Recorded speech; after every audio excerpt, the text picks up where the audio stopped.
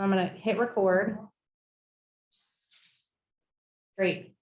So welcome everybody to the first session of LEND 2022-2023 core course. Oh, Yeah, I didn't know that. I know, our first core session.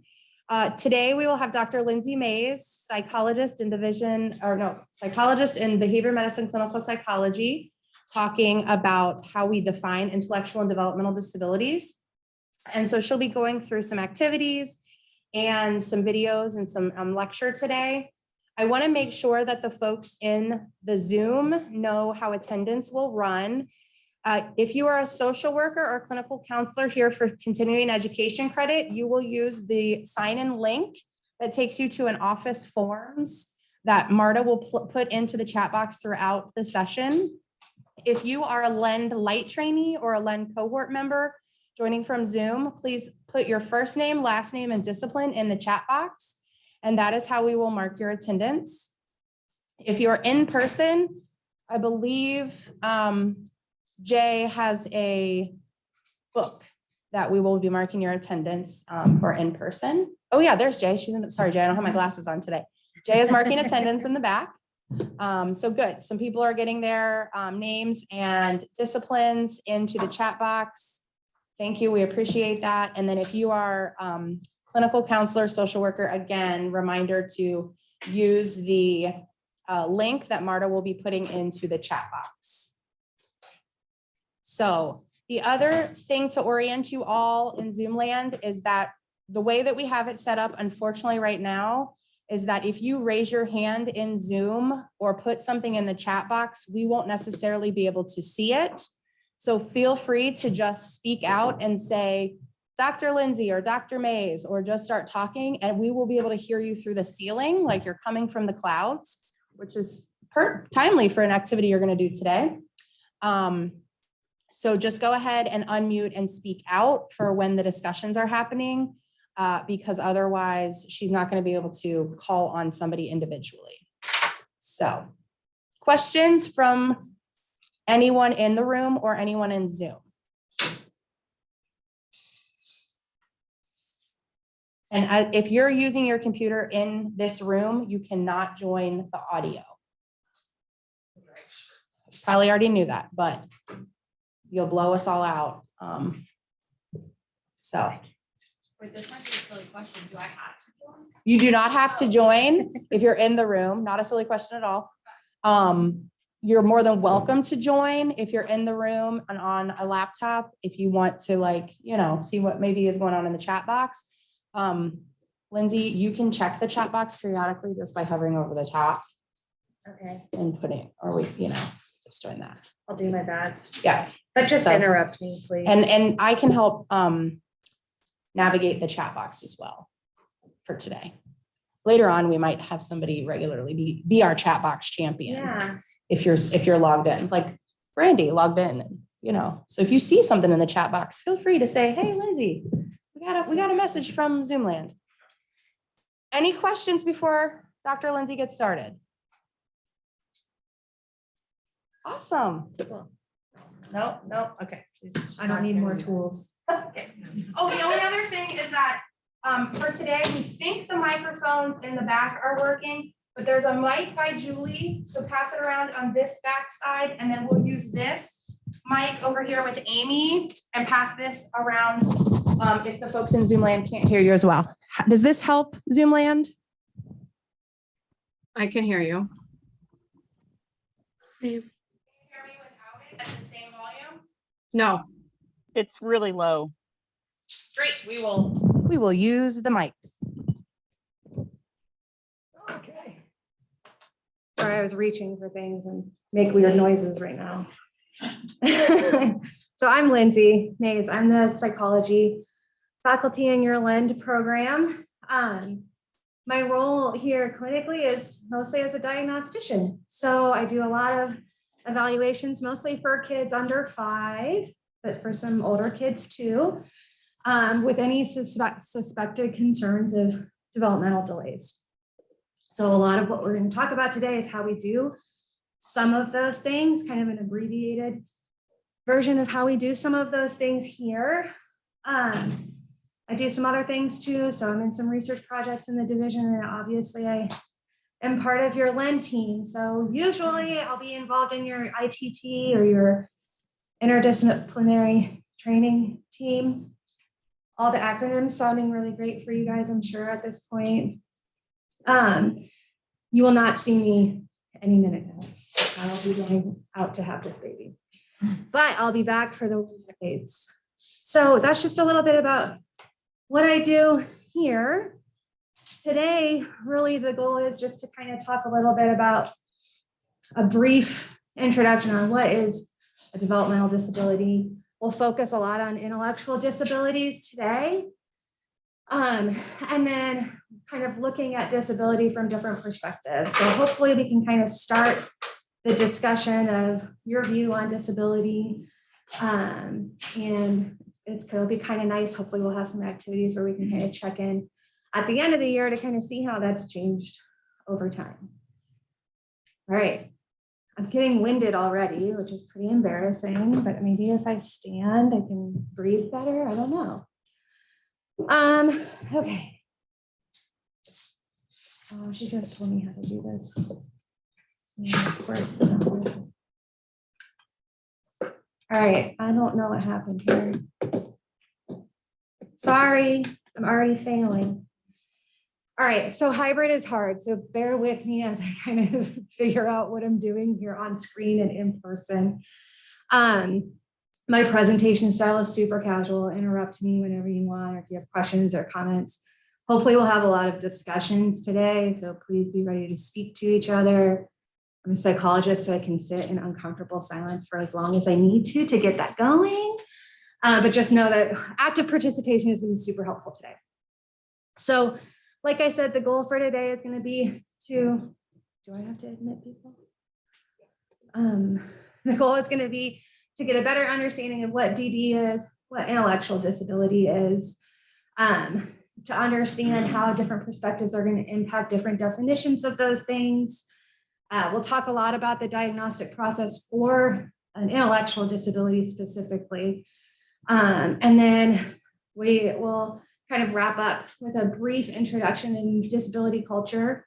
Kara Ayers is going to come in at a later time and do more in-depth with disability culture, but we'll do a little, put a little toe in the pool, and hopefully get to also know each other a little bit better. This is your first core lecture, so we get some opportunities to work together and learn from each other today. All right. Oh my goodness. So we're going to start talking about different perspectives and beliefs. That's going to be the first thing that we do. So right now, I'm going to show this video. I don't know if anyone's seen this video before. It's just people with Down syndrome or family members of people with Down syndrome, kind of talking about disability perspective. Then we'll kind of move forward in our lecture here. So I think if I just push play, it should work. Because you never know what might come out of the house. Like, what is Down syndrome Bella's saying? What makes you angry? Smoking. Nigel Farage. You don't like him. Not in the slightest. People with Down syndrome can't have relationships. Well, obviously they can have relationships. Kissing is my favourite pastime, Yeah. I reckon. So you're really romantic. Oh, so romantic. Yeah. I like William Hague and Jules Osborne and Justin Bieber. Not David Cameron though. Blah. People with Down syndrome can't learn. Yeah. All right then. Yeah. Yes, they can. Maybe sometimes they might need a little bit of a push. Yep. I've got qualification in customer service, qualification in hairdressing. I passed all 10 of my GCSEs. People with Down syndrome are just normal people. You know, will she be able to do this? Will she be able to do that? And I say, yeah, she'll be able to do everything. It's just we'll take the scenic route. This is our pet hate. Adults with Down syndrome are like children. Oh, Do you ever have people like come up to you and talk to you like you're a child? Yes, it's patronising. Yeah. But some people do the head tilt as well. Oh, bless her. Isn't she lovely? How old is she? Infantilisation, do one. Yes, please. Some people say it's a disease. It's not. No. Down syndrome is a condition which is caused by an extra chromosome. Doesn't stop you from doing anything, does it? Well, exactly. We bring something different to the world that other people can't. People sometimes do come out with words like Down syndrome sufferer. The only thing I suffer from is bad attitudes. Those with Down syndrome can't live independently. I hope not. Of course they can, because I live independently. Hopefully wanting to live with my boyfriend. We wouldn't mind living somewhere with my girlfriend as well. And have a life and go out with friends and having a nightlife as well. I get my ensuite back if you move out. So you want me to move out today? No. Those with Down syndrome can't have jobs. Well, that's wrong. Of course they can. Yeah, of course they can. Yeah. I've had so many different jobs. I work in a house and I love it. Yeah. Went through retail, office work, went back to retail, and then went back to office work, and then media. I'm also an actor as well. I got a job as an actor and a dancer. You're famous one day, Tommy. Yeah, well, even more. One day might be put in EastEnders. But she can be anything she wants to be. Well, unless she wants to play for Liverpool, in which case...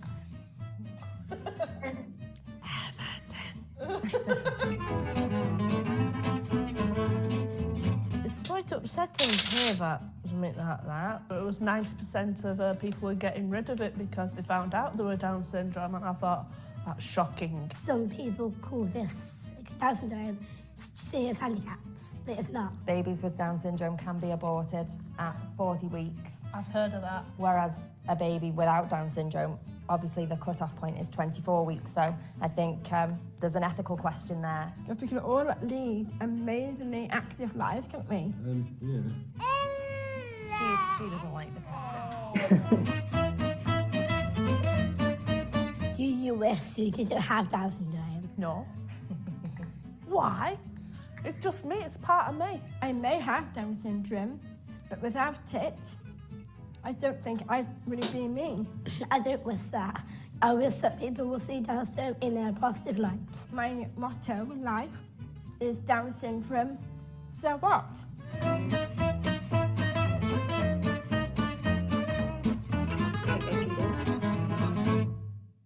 Ta-da! I did it. I paused the video. Okay.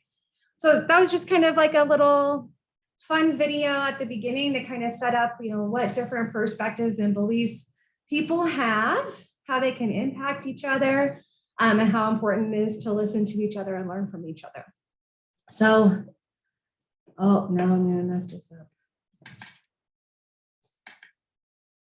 I have a little activity, and then people in Zoom land, Steph's going to help me out to kind of facilitate a discussion about different perspectives with each other. So I want you to take a couple minutes, picture the sky, think about what that is. If you have paper, it looks like most people have computers, you can use that too. Write down a short description. I'm not going to give you a ton of time. Once I see your heads pop up, we'll move on to the next part. But define the sky for me.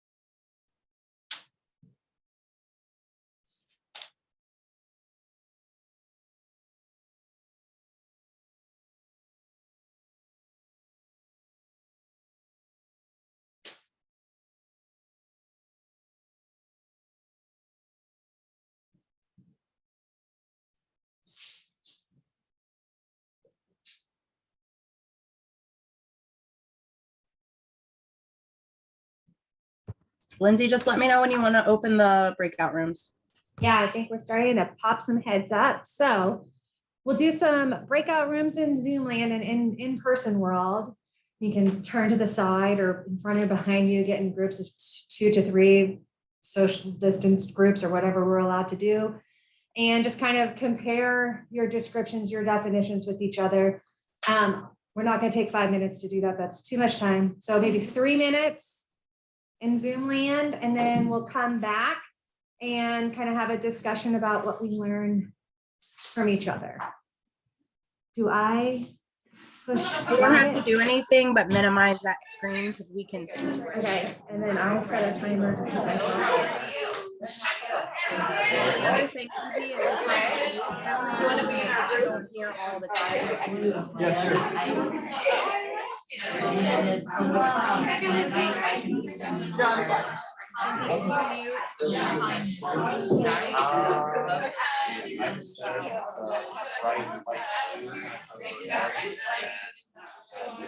So, for the sky, I pretty much kind of philosophical. Sky is part of the world. My social workers are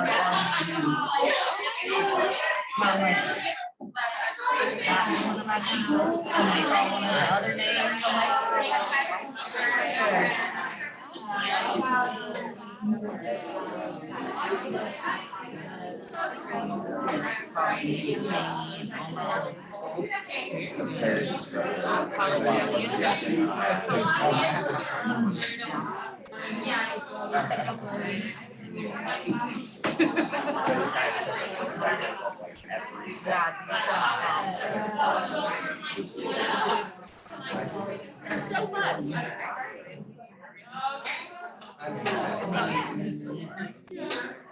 Considering how my school is, their mascot was Tarkin, doesn't really have that much of a poetic ring to mascot. That is 15 minutes, so that's like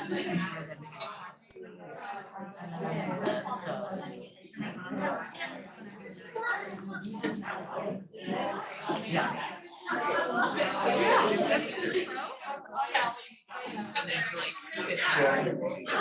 In 1 year. I'd say 3 months. I haven't seen that in I got a 1 minute warning.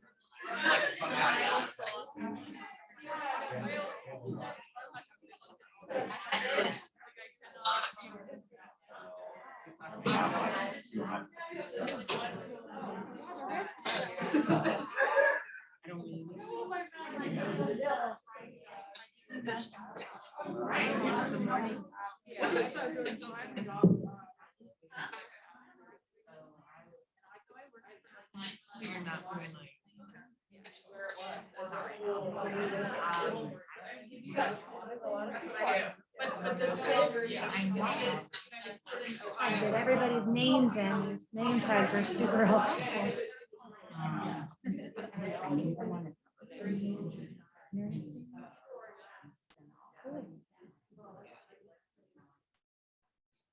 All right, I think we can all come back together now. Steph, do I push close all rooms here? Yeah, you can go ahead. Okay, I'm gonna do that. All through, yep, that's what we want.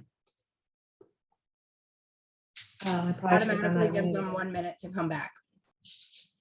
Whoops.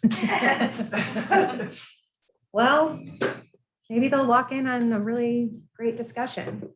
So we won't wait for them. We'll keep rolling and then they can kind of pop in the middle. But so I personally found this really hard to do. I had a hard time defining a sky. When asked to define a sky, it's pretty abstract, big, broad, vague concept to try and put words to and make sense of. Anybody else have a hard time with it, or did somebody find it easy? I thought it was a little difficult, and then like realized that I forgot other things. I was like, I think I covered everything, and then was like, oh, I didn't actually describe where it was. Like anyone could say this was like an airplane. Yeah, yeah. I'm missing some details, but it is a big broad concept, so that would make sense. Yeah. Yeah, it's definitely a bit difficult to be able to go through all the details of how to describe the sky. So I just kind of took a philosophical approach with mine. Nice. I like it. Yeah, and I think that's probably why I struggled with it so much, is like my brain doesn't work that way. So I was like, what are the facts? How can I do it this way? But coming up with a different type of definition is a pretty cool way to do it too. So you guys got to share with each other. Did you learn anything from each other? Did you like something someone else did, or did it change your perspective at all, or how you thought about what the sky is? I think like how Greg just said, so I was very opposite from him. We were partners. So he took a really philosophical approach, which I really loved hearing, but mine was more like literal. Like I was like, I picture the sky as like colors and the clouds in it and what's around it. So I provided more like descriptions kind of went the other way. And it was cool to kind of have both contrast. Yeah, and they're both really valid, right? Yeah, it even happens same with us. Like I literally describe what I see, like colors and stuff like you did, but she's like trying to explain kind of poetic and stuff. I was like, okay. Cool. Yeah. I loved one of my teammates described, like assigned meaning to it. It represents, boundless. What did you say, Dottie? I can't remember. Oh, I said no boundaries and no limits. Yeah. That is a really cool definition. Thanks for sharing. So doing that kind of activity, how hard do you think it might be to define developmental disability or intellectual disability? Lindsay, can you hit accept on that so we can get the, yep, thank you. And then you can move that box out of the way. This one.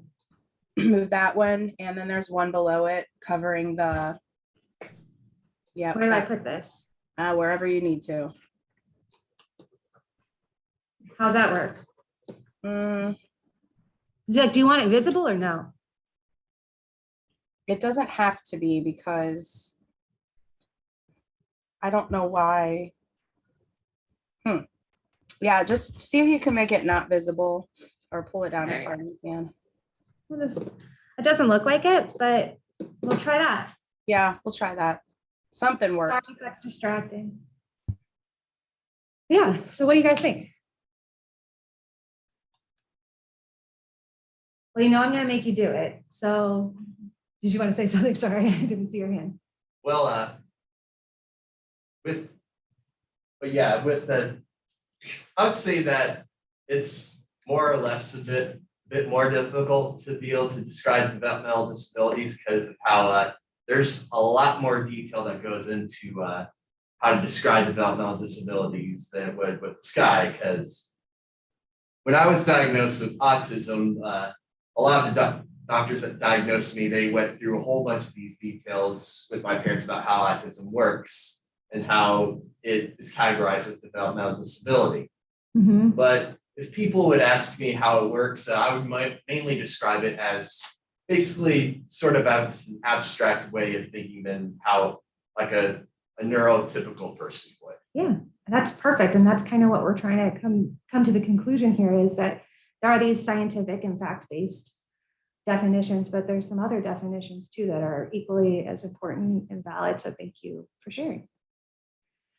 And like I said, I'm going to make you do it. So I think I'm going to skip that. We'll go back to it. I think this, if you can write this down somewhere where you can keep it, I think it would be really helpful. So I want you to kind of think about what your definition of developmental disabilities, we'll stick with developmental disabilities, not necessarily intellectual disability. Write it down somewhere where you can keep it. And then you can reference it in May when you guys graduate and see like how your perspective has kind of changed over time after you've had this whole year of training, but also all of the experiences you're going to have with each other. So I'll give you a few minutes to do this.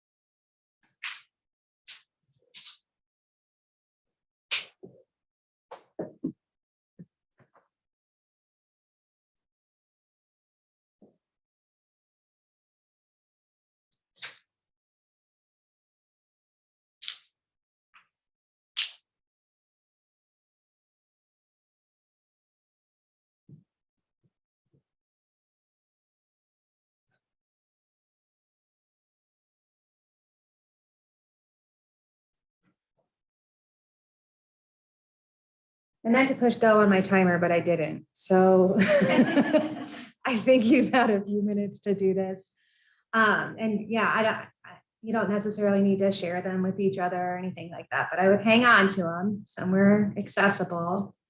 So you can kind of take a look at how this evolves and changes as the year goes. So Greg, you kind of like stole my thunder there talking about science-based definitions versus more feeling-based definitions. But I have some examples in here. You were going right on the trajectory that I was going. So, there is some more fact-based definitions that we use to define, what is an intellectual disability, what is a developmental disability, and we'll go through those in more detail in sort of section 2 of your lecture today. And they're important, right? Because this is the diagnostic criteria that we use to make the diagnoses, to help people access services that they need, to describe observable behavior that we can. So they're very important to understand and to know. So here's just a couple of examples of some fact-based definitions. So an intellectual disability is characterized by limitations in intellectual functioning and adaptive behavior that covers many social and practical skills. So that's one science-based definition of an intellectual disability. Developmental disability are a group of conditions due to an impairment in physical learning, language, or behavior that begin during the early developmental period and impact day-to-day functioning, usually enduring throughout the lifetime. So those are some fact-based definitions. Here are some more feeling-based definitions. So an intellectual and developmental disability means individuality, strengths in some areas and challenges in others. Intellectual and developmental disabilities is a population who needs supports and encouragement, but brings light and happiness to so many people's lives. It's a population that has come a long way and has a long way to travel. And the last one says, to me, an intellectual and developmental disability is a blessing in my life. It has taught me patience, empathy, true emotion, and what advocacy means. So again, all the definitions are very valid and important when we're conceptualizing and understanding what is DD. Another conversation to have is what your role in what role you play in this field, in this world, and how that's going to impact your perspective and your beliefs about what is developmental disabilities, what is an intellectual disability. So you can kind of see this little triangle of stakeholders here and start to think about, how would those different perspectives vary in their definition of what a disability is. So like a researcher is going to be incredibly rigid with the diagnostic criteria to make sure that everybody that's participating in this study is meeting these certain criteria with no wiggle room, and we're going to kind of roll with that. That's how we're going to define it. Any other ideas about how perspectives might vary in this little triangle?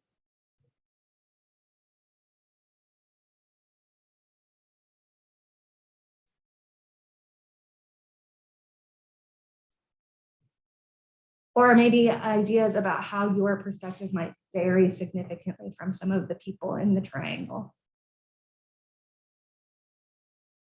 Yes. I think it might be like each triangle can wear different hats at times, like as a service provider, like being able to pick up on some of like the child's strengths or the diagnostic criteria and all of these good things and their personality and things like that. But when it comes time, like when the research team says, fill out these diagnostic criteria and check what boxes were noticed, it's like having to switch of like, okay, wait, that was a diagnostic criteria, not, just like something cute. Right.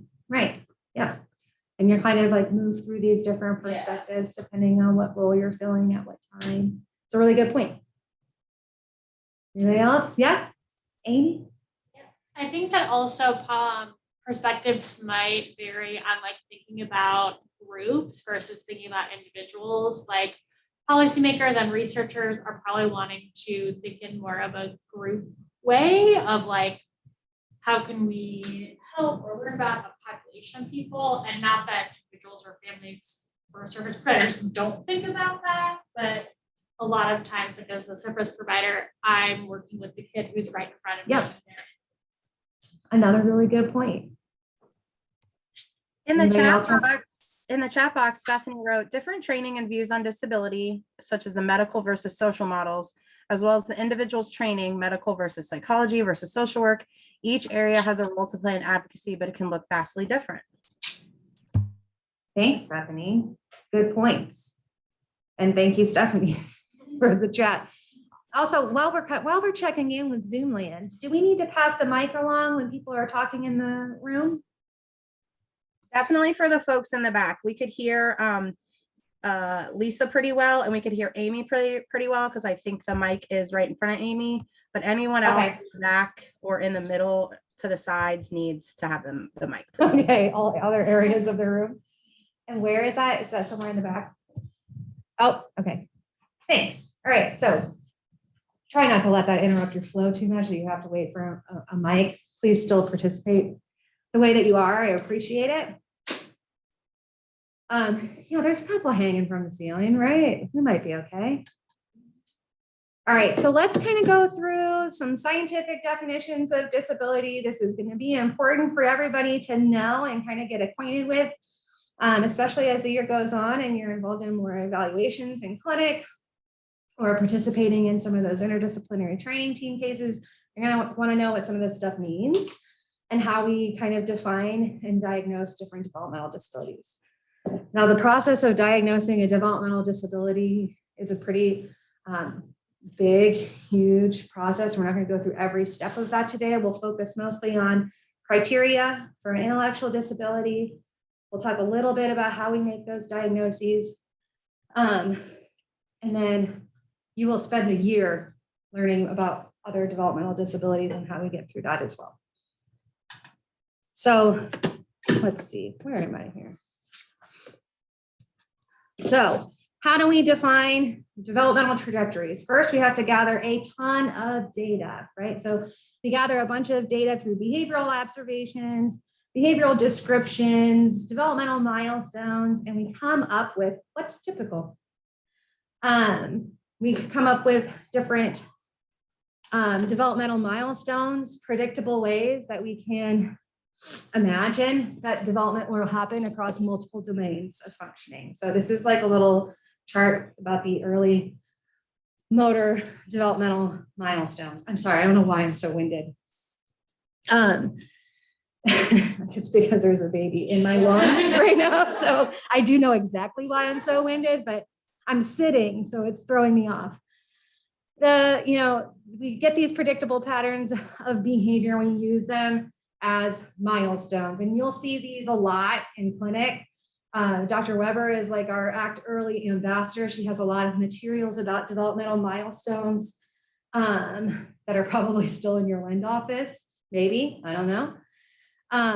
But they're just things that we're looking for to say, hey, developmental is on track, or, oh, it's okay. I thought that was me. Or, hey, maybe we need to take a closer look at these skills and see what's going on here. Now, if you've had a child or been around a child, they don't do things perfectly in order, right? So wanting to, be careful the way you're interpreting information. I know like kids don't like crawling sometimes and they'll just start walking. There'll be some variation in developmental trajectories, but we try our hardest to gather as much data as possible to come up with some typical developmental milestones that we can plot on a normal curve and see if there's any variation. So I feel like this is cutting off the top of here.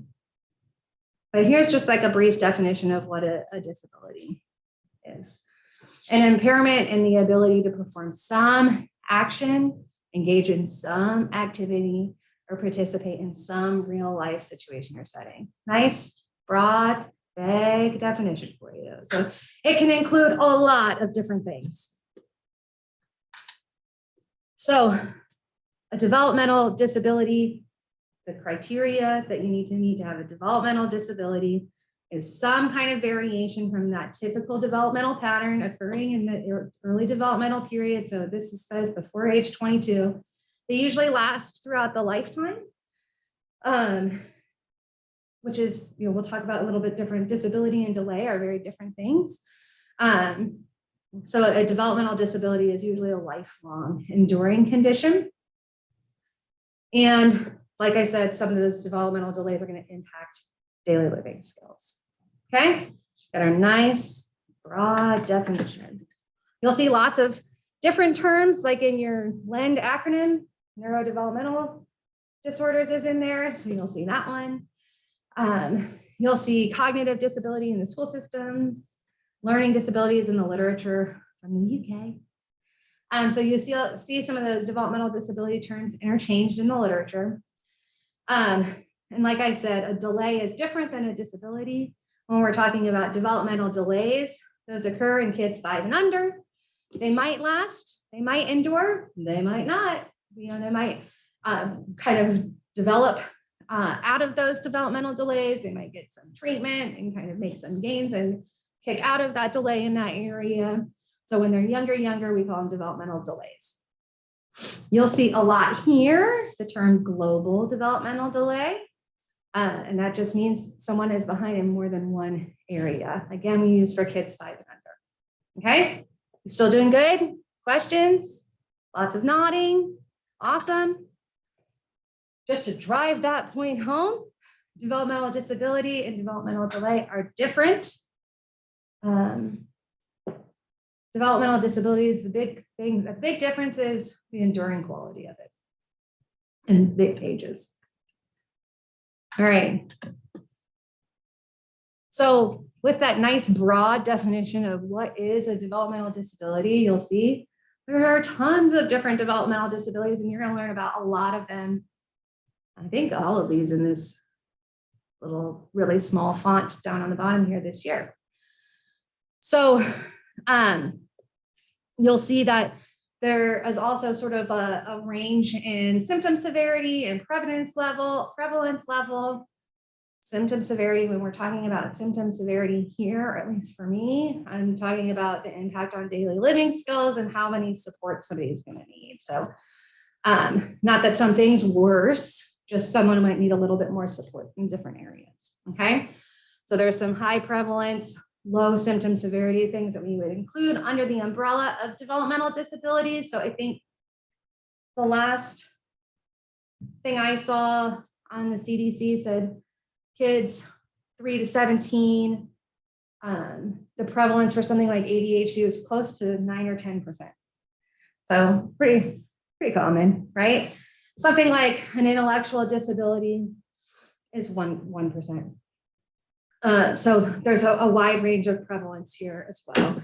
Then in a more severe intellectual disability, I wrote it down, 6 in 1,000. So there are some less prevalent disabilities that would need more significant supports. That's what that low prevalence, high severity means. Questions on that? All right. I know this is kind of like the dry part of this discussion today. I'll show some cooler videos later, but like I said, it's still important to know.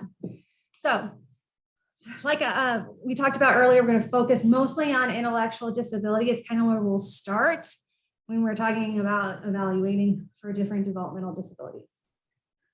To meet criteria for an intellectual disability, these are the criteria. So there has to be delays in intellectual functioning and adaptive behavior, and we'll talk about both of those areas.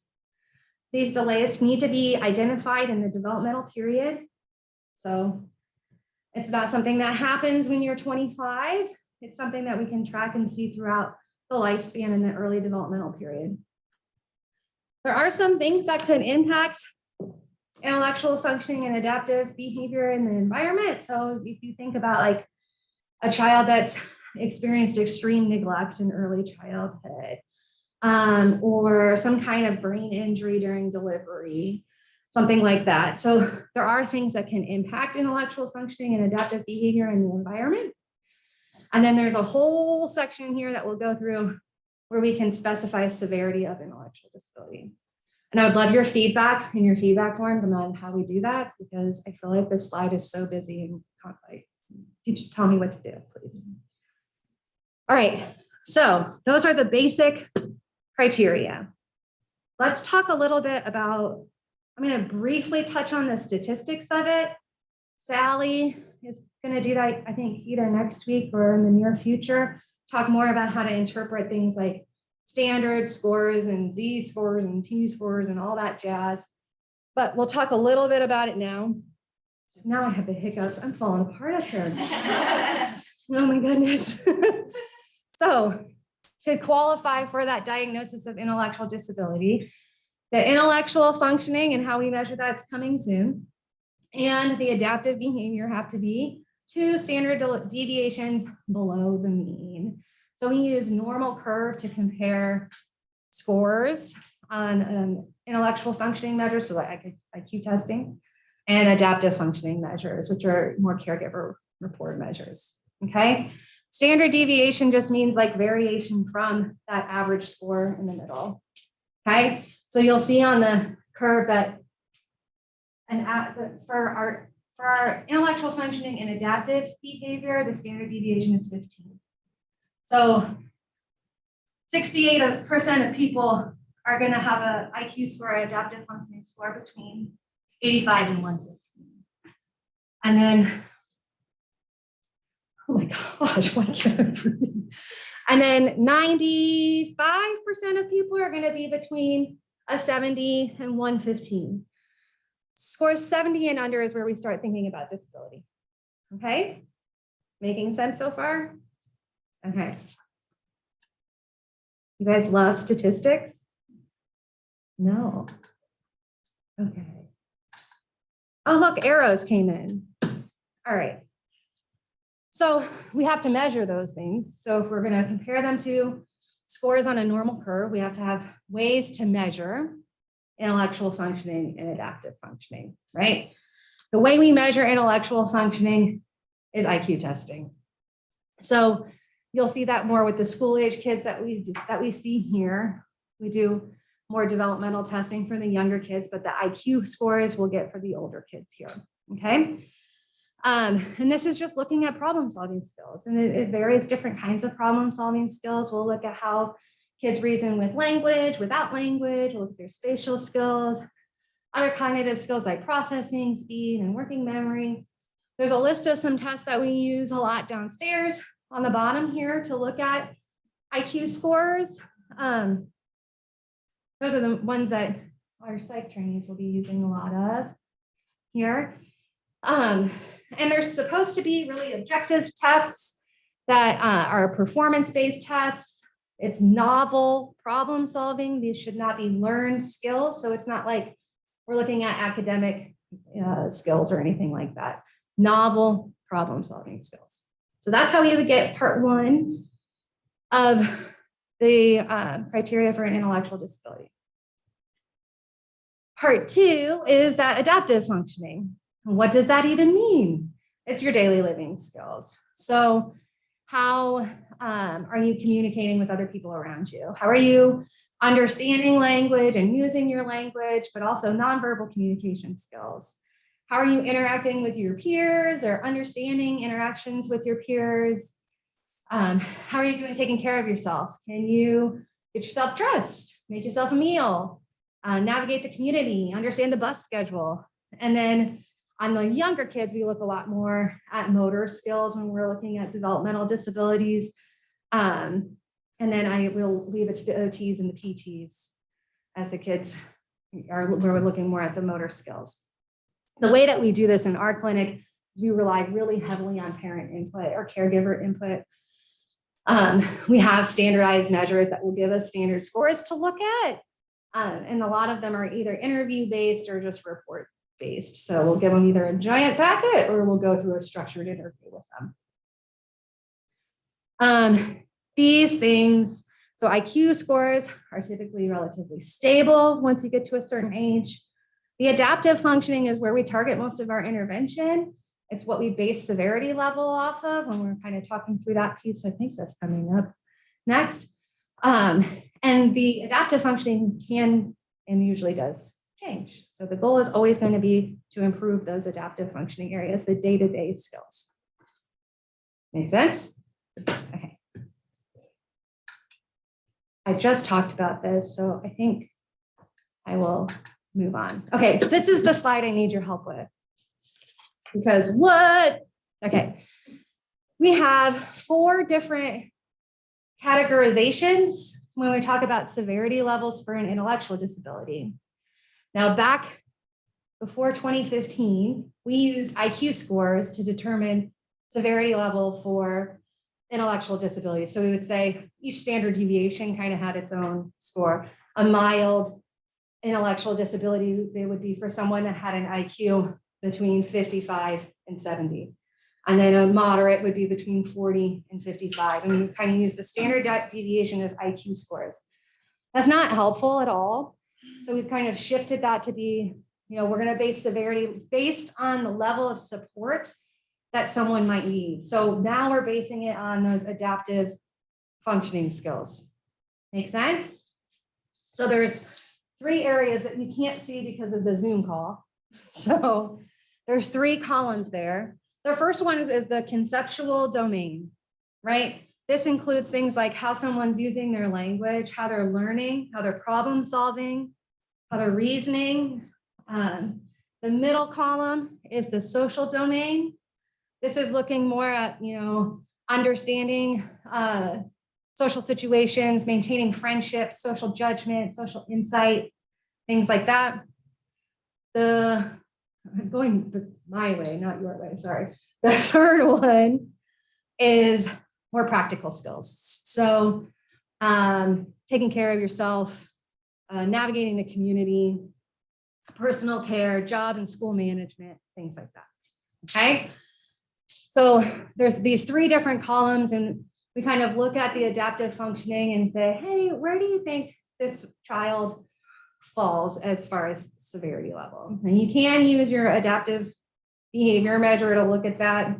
You'll see there's going to be variation across columns of 2, so you want to be mindful of that.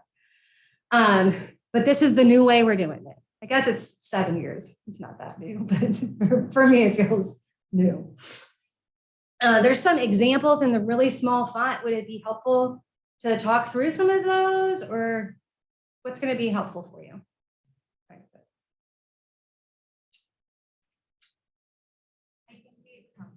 Would be helpful? Yeah. Okay. So I am going to shift here because I can't see my own slide. So I think I answered my own question on whether or not this is too busy.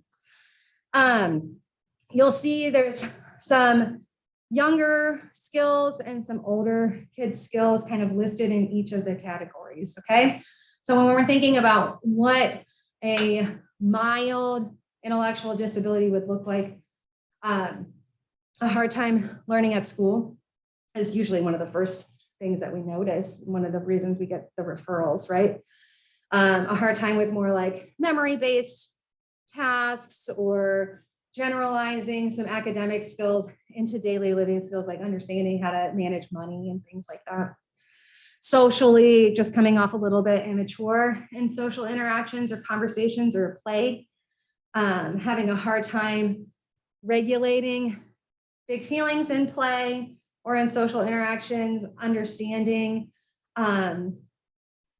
what could be dangerous in a social interaction. And then as you kind of moving into that practical domain, usually those with a mild intellectual disability do really well with more like self-care tasks, but more complicated things like navigating the community, they might need a little more extra support with, or to be taught first a few times before they're independent in that skill. And that moderate range, the person's going to need a little more support, right? So again, academic things are the ones that we usually notice in that conceptual domain. More higher level social interactions are a struggle, back and forth reciprocity and conversation, understanding social cues, things like that. And then they might need a little bit more support to get through some daily living skills, tasks, more schedules, more reminders, more prompting to participate in some of those self-care tasks. Severe intellectual disability is really rare. We don't see it a lot here. but really there's a lot of limitations with not just those learning areas, but usually we see a lot more communication deficits as well, just a hard time figuring out how to communicate with the people around them, and needing support for most daily living skills. Similarly with profound, the person needs a significant support just to participate in the day. So those are some examples, and I am happy to pull this out, make it a little more reader friendly, and send it out to you. Any questions about this? I'm going to write that down so I don't forget to do that. Pull out.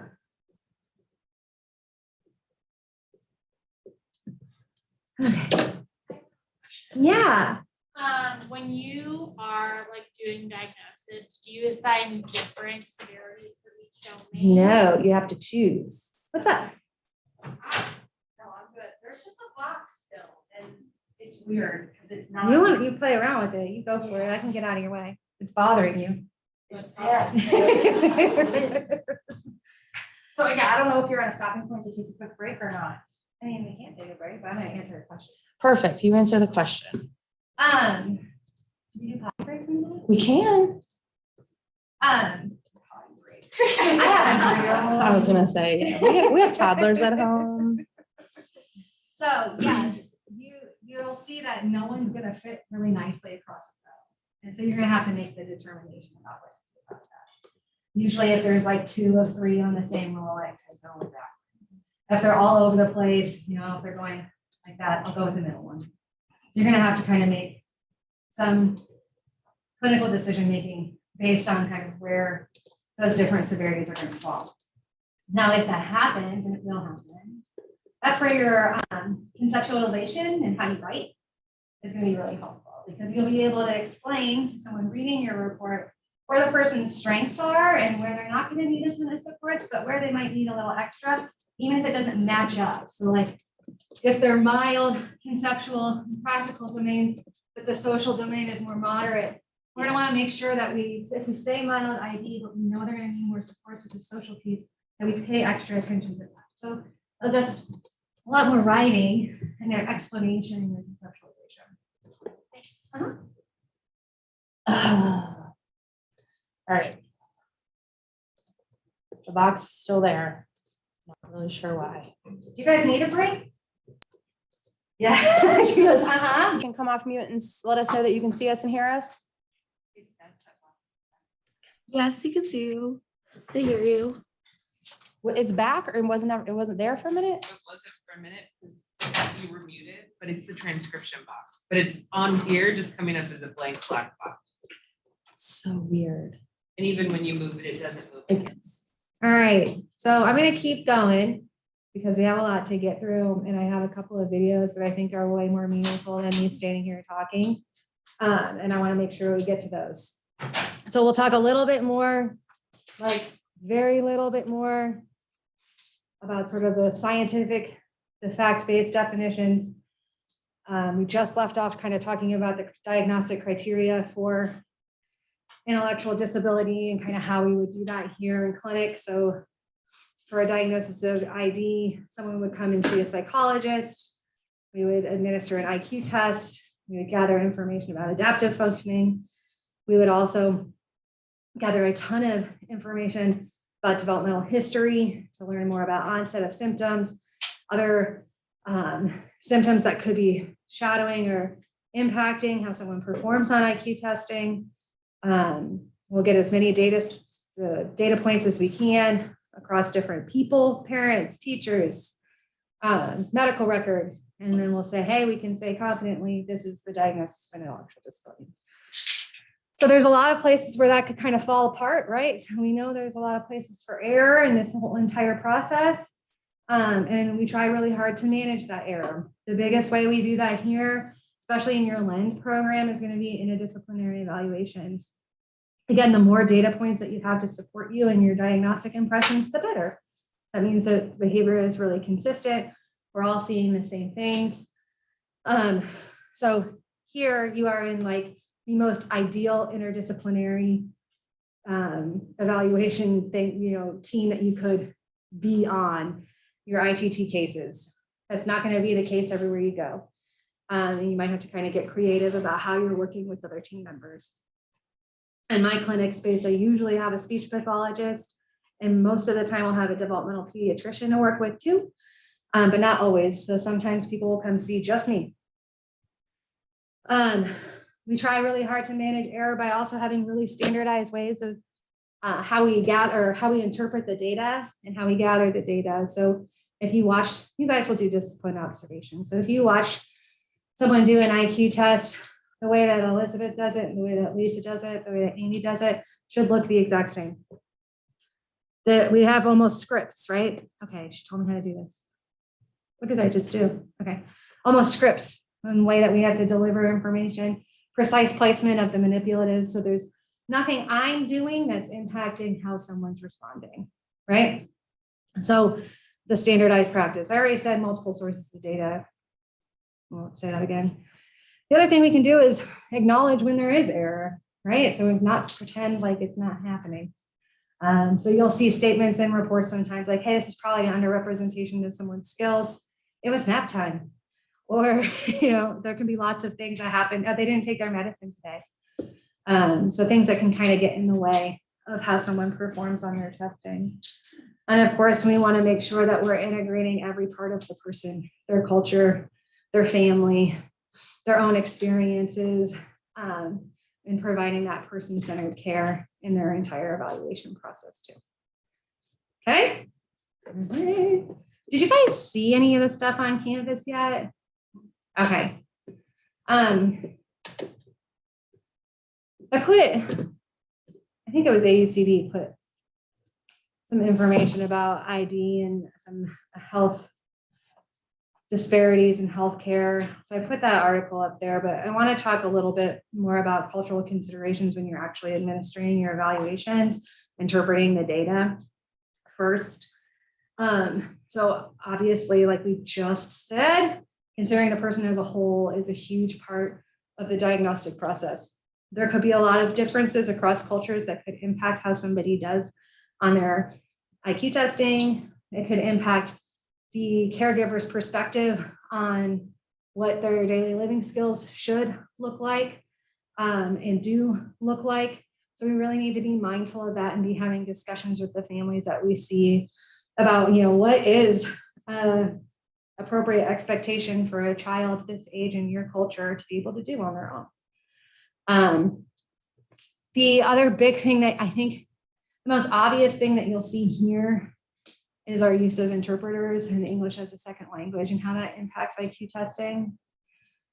In the era of COVID, it's been so hard. We've had limited in-person interpreters. So like think about a 3-year-old coming to see me whose family only speaks Spanish and the child doesn't have any exposure to English.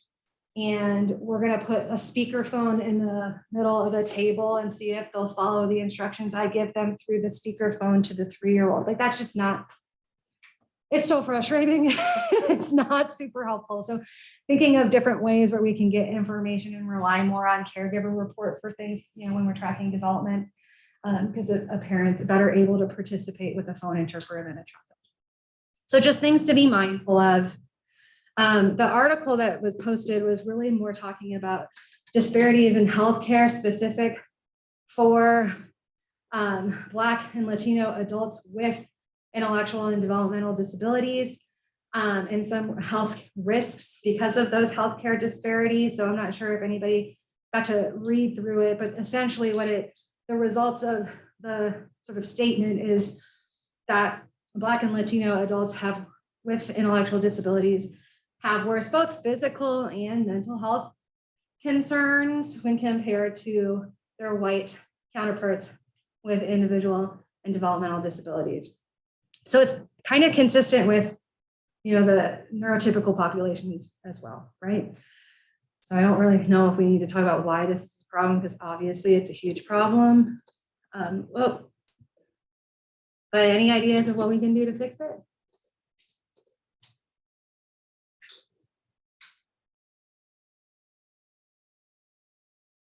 I think like self-reflection and looking at your patterns of giving recommendations or following up, or the amount of information you put in the report, to try to neutralize any differences in care.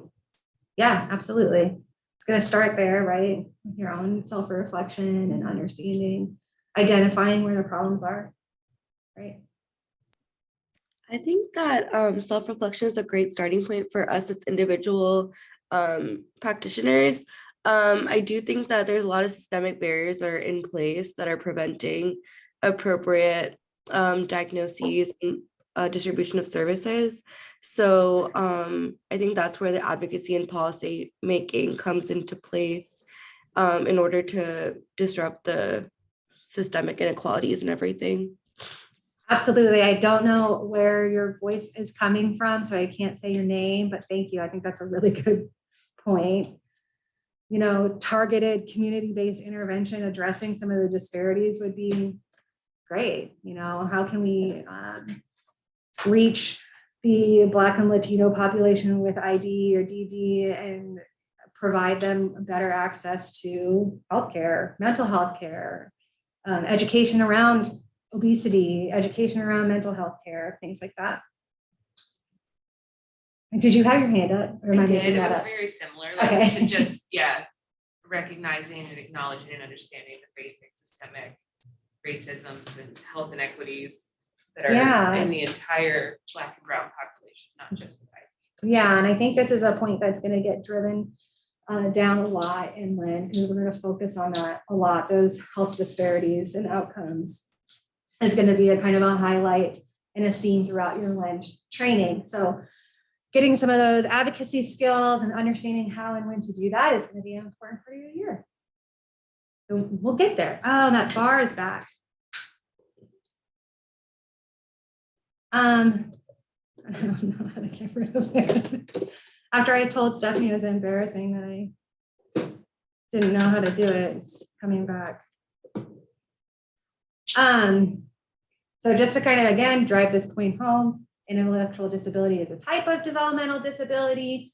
Everyone with a developmental disability does not have an intellectual disability. In fact, it's not very common to have both. It's more common to have something like autism spectrum disorder and not have an intellectual disability than it is to have both. So just be aware of that. And it's not an interchangeable term. DD and ID are not interchangeable terms. You're going to hear the R word. That's what this slide is.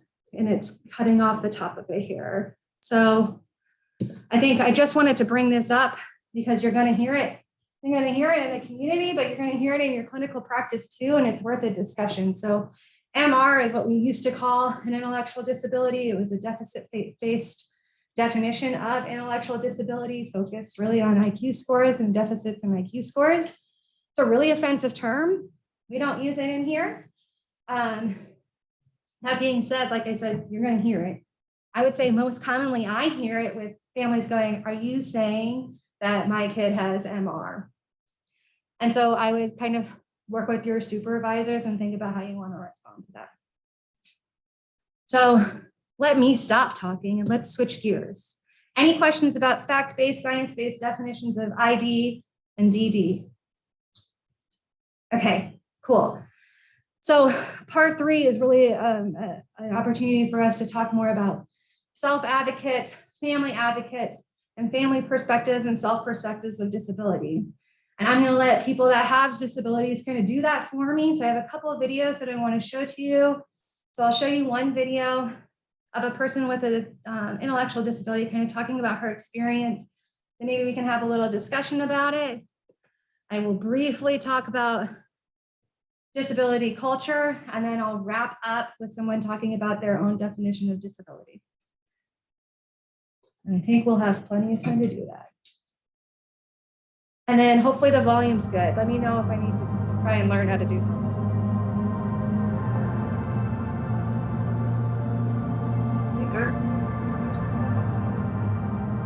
Oh, what did I do?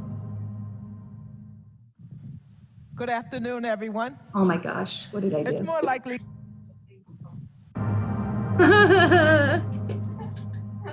No.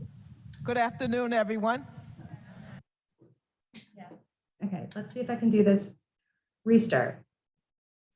Does anyone know what they're doing? Okay. You're good now, Lindsay. Okay. I was trying to full screen it. It's embedded, so it won't let you, unfortunately. Lesson learned. I hope you like this little intro to the TED Talk.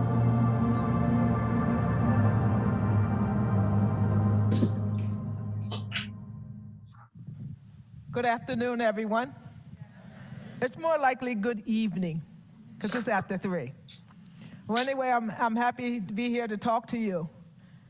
I'm going to talk about the politeness of people with intellectual disability. But before that, I'm going to talk about a little bit about my life. When my mother had me, I was born intellectually challenged. And we talk about fearlessness. Well, my mother, she didn't fear anything. She had 7 children. And of course, when I came, she was told, you know, this one you're going to have to institutionalize. It probably won't live that long. And of course, my mom read the spiel and she said, don't tell me what to do. Don't tell me what to do. I'll raise my children. Well, my mother had dreams and hopes just like every other mother. She wanted me to grow up like her other 6 siblings who were living, 2 deceased, and 1 adopted, which would have made 10 children. But she wanted me to grow up and go to school. And her dream was for me to graduate from high school. Like any other child, I had dreams. I wanted to be an athlete, I wanted to be a nurse, and I wanted to be a veterinarian. Well, 2 of my dreams I knew wasn't going to happen because of all the naysays that came around. You're not going to do this. You're not going to graduate from high school. You're in a segregated class.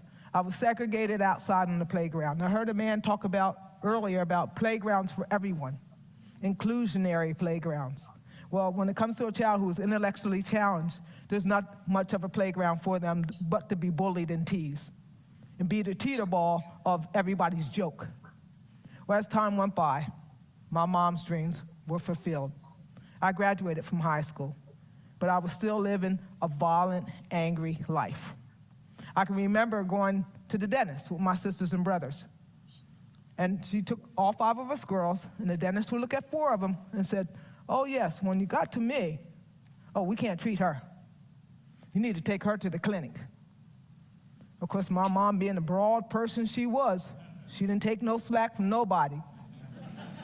But of course, sometimes she fell. And there was a time when I was going to be institutionalized. The 2 schools that I was going to go to are now closed. And she was pro-adamant that her child is going to be educated in the same school system that her other 6 children who are living. You got a special education class here, you're going to educate my child. My mom was fearless, and you had to be fearless of her. You couldn't be fearless for her, because she was big. And when she talked, she was like E.F. Hutton. She didn't take no back slack from nobody. And when she said, be quiet, shut up, she meant it. She could pick you out of a crowd. Talk about being fearless. This woman was fearless. She was fearless in the community, and she was fearless for her 7 young children, even though she had welfare, even though there wasn't much food. But she met what she met, and she met for her children to be their best. Of course, I'm living with anger, taking a lot of psychotrophic drugs. It was coming time for me to branch out. I was going to a workshop when a man approached me and says, you know, there's a program called Special Olympics. I didn't speak. And no, I didn't use sign language. And I remember him saying to me, we want you to come out for this program. And of course, me and myself, mean, angry, all I looked like was like this. I could care less because I know it's a bread and a joke. I got into Special Olympics, a free program. Of course, it offered sports and training competition. At the time they used this word is not to be used now for the retarded. Now we use terms like people who have intellectual disabilities. When I first got into Special Olympics, it was 1 day. Now it's all year. 180 countries. It's providing more than sport. It's providing something that I was denied, health care. Just a month ago, I was up at the Clinton Global Initiative to speak about people being denied a health care who have intellectual disability. Of course, people come to the platform with about people, how they're treated. There's not enough food. clean water. You know the logistics of what people came, but for the first time, somebody with an intellectual disability was able to get up and speak to the world about people who have the needs and the disparity of health care for people with intellectual disability. Rise up, folks. It's happening here in the US of A, that people are still being denied. And when I think about being fearless, today, when I get out there and fight, I'm fearless. I didn't think I was able to give back. I was told that what I wasn't going to be. There was supposed to be a gentleman here today, Mr. Tim Shriver, was supposed to speak on fearlessness, and he says, I'm not the person to speak. Loretta, you are. And I never thought I could be fearless. Yes, I do fear still today. I do fear the future, because I know right in this country, healthcare for the regular population, how we are challenging to get decent health care. So, yes, I am growing older, and I do have fears, just like everyone else, about how I'm going to be treated and how people with intellectual disabilities around this country and around the world is going to be treated. Because if we don't have good health care, we have nothing. You can have all you want in this world. You can have the best of food, but if you don't have good health and care for yourself, we don't have humanity. And now when I look at Special Olympics, I always think back. Why would somebody like Miss Eunice Kennedy Shriver, who came from a prominent family, think about somebody who was intellectually challenged? Yes, she had a sister that was intellectually challenged, but she went beyond that in 1968 when she knocked on the gates. And she says, you know what? I'm going to take my chance. In 1962, she had a camp in her yard. Society told her, no, those people don't belong. People like me belonged in institutions, warehouse, for a crime we didn't commit, basically prison. And here was a woman who stood out. And I always wanted to ask her. We were great, great friends. And I never got to ask her this question. Eunice, did you ever fear of what people would think of you doing something for a population of people who are not supposed to be thought of? I wished I would have had the chance to ask that question to her, and I didn't. I had to rely on faith. I had to rely on being fearless. And for me to be fearless, for people with intellectual disability, I had to trust in my faith in others, trust in my faith in good people in my life. And yes, when I think about Mrs. Shriver, she took a chance, and she wasn't afraid. She wasn't afraid to be fearless, no matter what stepped in front of her. And that's the way I feel today. I'm not afraid to be fearless, whether it's going up against the President of the United States or talking to Congress or talking to Senate. People ask me all the time, Loretta, aren't you afraid of that? I said, no. No, I guess this is the job God gave me to do. When I look back at my life, I was supposed to be feared. But today, I look at my life, and I look at so many lives, so many people being involved with people with intellectual disability. And when I look at Special Olympics today, I think about unified sports, where people with regular abilities come into the school or into the community and play with people with intellectual disability. I look at Project Unified, where we come in and talk, young people in schools where they are being bullied with intellectual disabilities and regular abilities, talking about just their own issues. Last January, I heard a principal with tears talking to me. He said, Loretta, since we started Project Unified, where our regular students come in and talk to the students with special needs, we had one girl that wouldn't come to school anymore. And because of that, today bullying has went down 60% in our school. 60%. Bullying's a big issue. So today when I look and see what Special Olympics is doing, whether it's healthcare, whether it's people to be in the community, whether it's for a child to play on the park, whether it's for somebody to get their own apartment, to advocate, to be fearless, I have to have something in my mind and beside me. I put my strength and I put my faith in God that I can be fearless. on behalf of Eunice, on behalf of Special Olympics, on behalf of all people with intellectual disability. So when I look around, that one day I won't have to have a job to fight. I won't have to be fearless.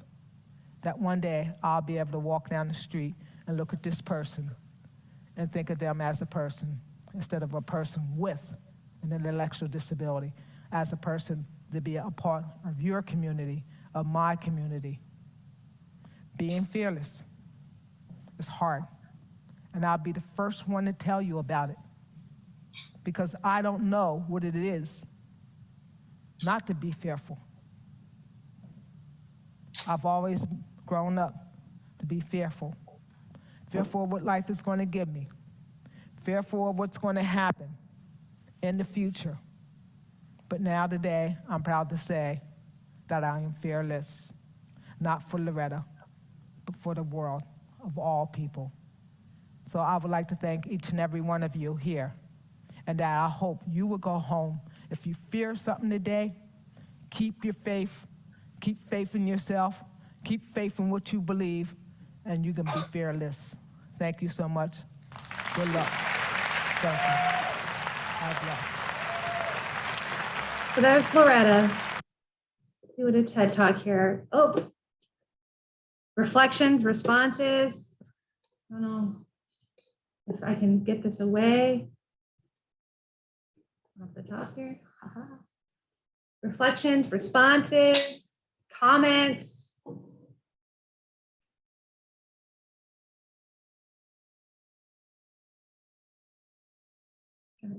I like that she mentioned inclusive playgrounds, because I feel like that's kind of thing right now.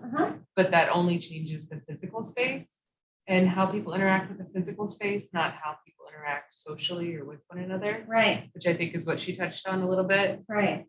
I like that stuck out to me. Yeah, it is. And I think too, thinking about like reflecting on, I think that's a really good discussion point, kind of reflecting on your own experience growing up and what your exposure to people with developmental disabilities was like in your elementary school.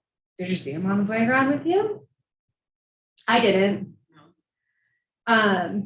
So kind of thinking about how that might shape your perspective and how you're going to interact with somebody with a disability too is important to understand. Things obviously, thankfully, are changing, right? Not fast enough, but it's changing. Any other? Yeah. So I have a son who has autism. So for the past 20 years, it's like, that's been the fight, right? Get him included. Yeah. It's changed a lot. It's changed a lot. But they still, as far as I know, still separate them at the playground time for whatever reason, which, it makes some sense in the safety perspective, but on the other perspective, there's ways they could change that. Yeah. Of course. But I have spent a lot of especially the last probably 10 years at helping educate typical or neurotypical, if you want to call it, children on autism so that they understand it and that there isn't. Yeah. And that's what she's doing. I mean, that's what it's not the most comfortable situation or thing to do. But I mean, it's just kind of a reflection. I encourage everyone, especially the professionals who understand it from that point of view, to take the time and not just do it in their work day, but take the opportunities to educate others that these individuals are not much different. They still have feelings. They still understand, right? You put a label on whether it's intellectually disabled, autism, and it could be anything that kind of puts them in a box right away. Right. There's no way around it. So it's impressive, a person that a TED Talk, right? We've come so far, and that was in 2012. Right. That's 10 or 11 years ago. That's all. But yeah, it's impressive to see that. And she talked about Congress and to advocate and be on that stage, and that's super, super important. Yeah, she's a great self-advocate. And that's the way we're going to invoke change. That's the only way we're going. Right. And it sounds like you're a really good advocate too. So we have a lot to learn when from you you. live it every day, you want some sense of normalcy for your child. So you do whatever it takes to get them to that point. Right. and make them feel, right, Mm-hmm. comfortable and safe. You raising your hand or just giving a No, I'm just fist giving a pump thumbs of up to her because I definitely have to strongly agree with what she said. A lot of being able to a lot of what goes into making sure that everyone with developmental disabilities and intellectual disabilities how to be able to initiate the inclusion for them is to be able to be fearless and to speak up and to be able to encourage change to be because unfortunately there's still quite a lot of people who don't understand that there needs to be some inclusion to a lot of people with intellectual and developmental disabilities, and I feel like that the best way to do that is through the inclusion, as Loretta has touched on, to be absolutely fearless in the environments in which she wants to invoke that change. Yeah, definitely. And it doesn't seem like an easy thing to do, to be fearless, right? Right, because being on the spectrum, I've had to face my own fair share of discrimination, and to be able to hear her talk about her experiences, it definitely was very touching, and it definitely helped me to be able to look back on it and to be able to ask myself, wow, I've really come so far, haven't I? And I can really use this to help people who've gone through the same things that I have. Yeah, sharing stories is really powerful, right? I'm sure that you have also used a lot of the experiences that your son has gone through to be able to help other people who don't understand autism. Absolutely. Thanks for sharing. Anytime. All right, so let's kind of keep on. Sorry, there's a comment from Brittany Cooper in the chat box. Can I do it? All right, Bethany says, I think something I heard from Loretta was taking her personal experiences and turning them into a passion towards changing both the physical and social realms. This is not a new issue, and she really highlighted the fact that we are all involved in the process of change over time. Excellent point. We sure are. Thank you, Bethany. Okay. So we we'll let Loretta kind of talk about her own experience as a person with an intellectual disability and her experiences in the world.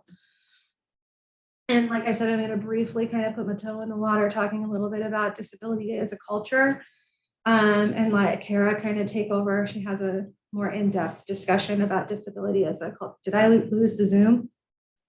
No. Okay, I just saw the box disappear. Finally. 2 hours and 35 minutes later, or 1 hour and 35 minutes later. So Dr. Brown defines a disability as a culture as a people with disabilities have forged a group identity. That's spelled wrong, sorry. We share a common history of oppression and a common bond of resilience. We generate music and literature and other expressions of our lives and our culture infused from our experience of a disability. Most importantly, we are proud of ourselves as people with disabilities. We claim our disabilities with pride as part of our identity. We are who we are, and we are people with disabilities. There are some experiences that we kind of heard Loretta talk about that are not necessarily wonderful experiences to have, right? So this sort of shared experience of oppression for disability culture that she kind of talked about, assuming incompetence, like in a medical appointment, or deferring to mom instead of asking the kid what they think about something. Employment discrimination.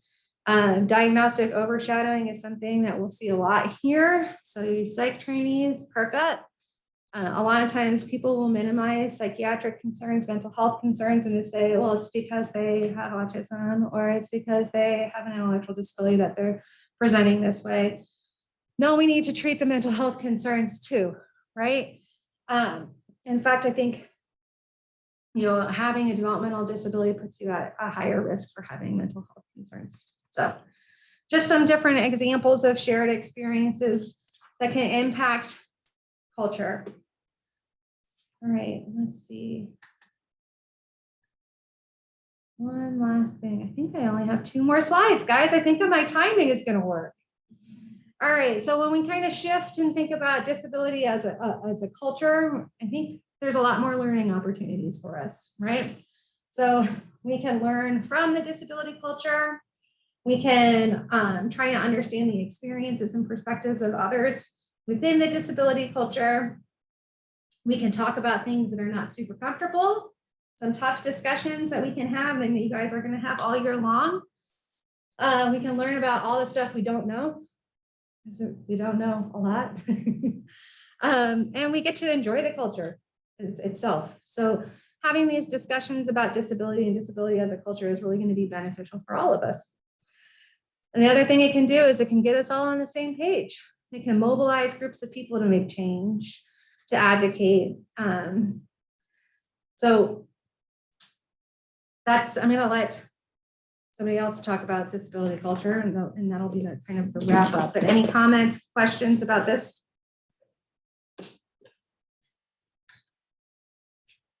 All right, we're gonna let Stella talk about defining disability. Anybody see this one yet? All right. I'm the first person that went, so no. I forgot the first one.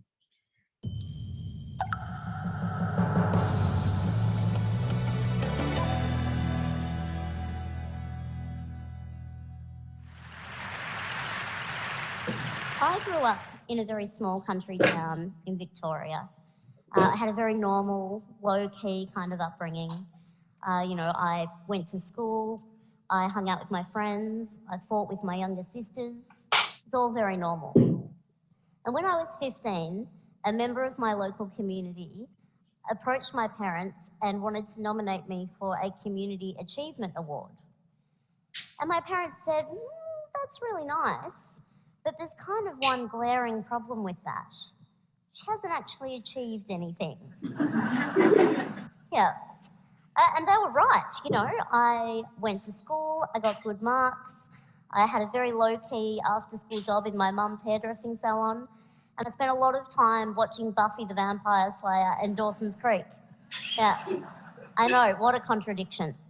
But they were right, I wasn't doing anything that was out of the ordinary at all. I wasn't doing anything that could be considered an achievement if you took disability out of the equation. Years later, I was on my second teaching round in a Melbourne high school, and I was about 20 minutes into a Year 11 legal studies class when this boy put up his hand and said, "Hey, miss, when are you going to start doing your speech?" And I said, "What speech?" I'd been talking to them about defamation law for a good 20 minutes. And he said, like your motivational speaking. When people in wheelchairs come to school, they usually say, like, inspirational stuff. Yeah. It's usually in the big hall. And that's when it dawned on me. This kid had only ever experienced disabled people as objects of inspiration. We are not, to this kid, and it's not his fault. I mean, that's true for many of us. For lots of us, disabled people are not our teachers or our doctors or our manicurists. We're not real people. We are there to inspire. And in fact, I'm sitting on this stage looking like I do in this wheelchair, and you are probably kind of expecting me to inspire you, right? Yeah. Well, ladies and gentlemen, I'm afraid I'm going to disappoint you dramatically. I'm not here to inspire you. I'm here to tell you that we have been lied to about disability. Yeah, we've been sold the lie that disability is a bad thing. Capital B, capital T. It's a bad thing. And to live with disability makes you exceptional. It's not a bad thing, and it doesn't make you exceptional. And in the past few years, we've been able to propagate this lie even further via social media. You may have seen images like this one. the only disability in life is a bad attitude. Or this one, your excuse is invalid, indeed. Or this one, before you quit, try. Yeah. These are just a couple of examples, but there are a lot of these images out there. You know, you might have seen the one, the little girl with no hands drawing a picture with a pencil held in her mouth. You might have seen a child running on carbon fibre prosthetic legs. And these images, you know, there are lots of them out there. They are what we call inspiration porn. And I use the term porn deliberately because they objectify one group of people for the benefit of another group of people. So in this case, we're objectifying disabled people for the benefit of non-disabled people. The purpose of these images is to inspire you, to motivate you, so that we can look at them and think, well, however bad my life is, it could be worse. I could be that person. But what if you are that person?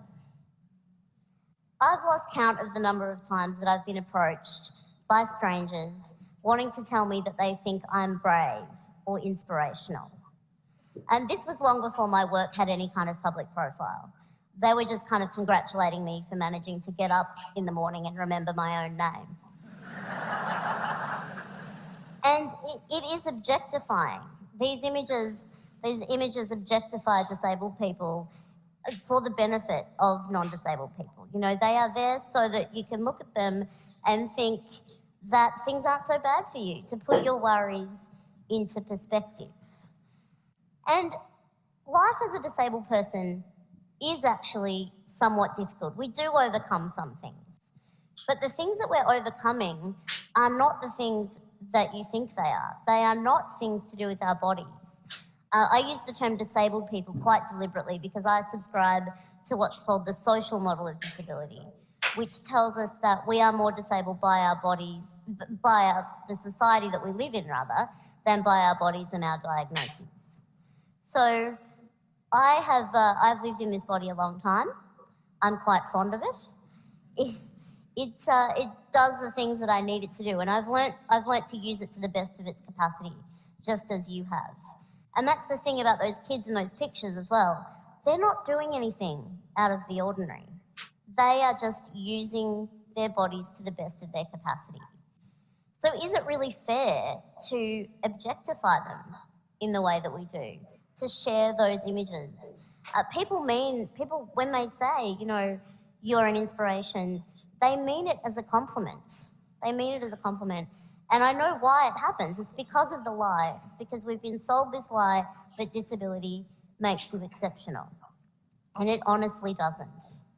And I know what you're thinking. You know, I'm up here bagging out inspiration. And you're thinking, geez, Stella, aren't you inspired sometimes by some things? And the thing is, I am. I learn from other disabled people all the time. I'm learning not that I'm luckier than them, though. I am learning that it's a genius idea to use a pair of barbecue tongs to pick up things that you drop. I'm learning that nifty trick where you can charge your mobile phone battery from your chair battery. Genius. We are learning from each other strength and endurance, not against our bodies and our diagnoses, but against a world that exceptionalizes and objectifies us. I really think that this lie that we've been sold about disability is the greatest injustice. It makes life hard for us. And that quote, the only disability in life is a bad attitude, the reason that that's bullshit is because it's just not true. Because of the social model of disability, you know, no amount of smiling at a flight of stairs has ever made it turn into a rap. Never.